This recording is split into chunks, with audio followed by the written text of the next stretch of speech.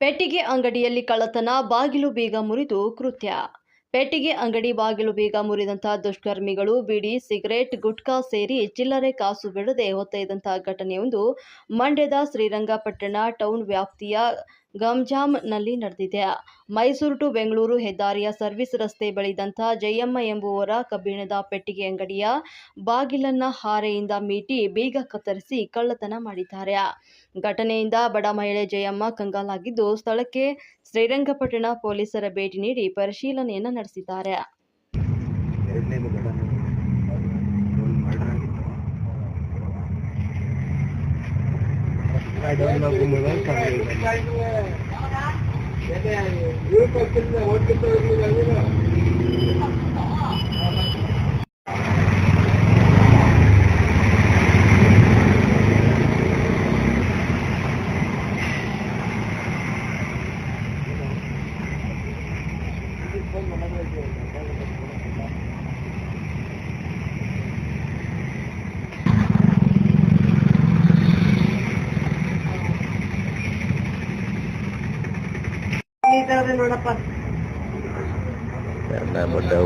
ಏನ್ ಸಿಕ್ಕದಿ ಅವೇ ಮಾಡಮ್ಮ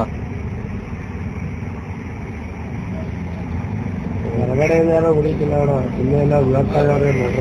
ಏನ್ ಕತೆ ರಾತ್ರಿ ಆಗಿರುದು ಗೊತ್ತಿಲ್ಲ ನನ್ಗೆ. ಈಗ ಅಂಗಡಿ ಕತೆ ತೆಗಿ ಅಂತ ಬಂದ್ಮೇಲೆ ಅವಾಗ ಇನ್ನು ಬಂದೇ ಇಲ್ಲ. ನಮ್ಮ ಬಾವನ್ ಮಗ ಕೂತಿದ್ದ ಇಲ್ಲಿ, ಅವ್ನಿಂಗೆ ಬೀಗ ಮುರ್ಬಿಟ್ಟವ್ರೆ ಕಣವ ಅಂದ.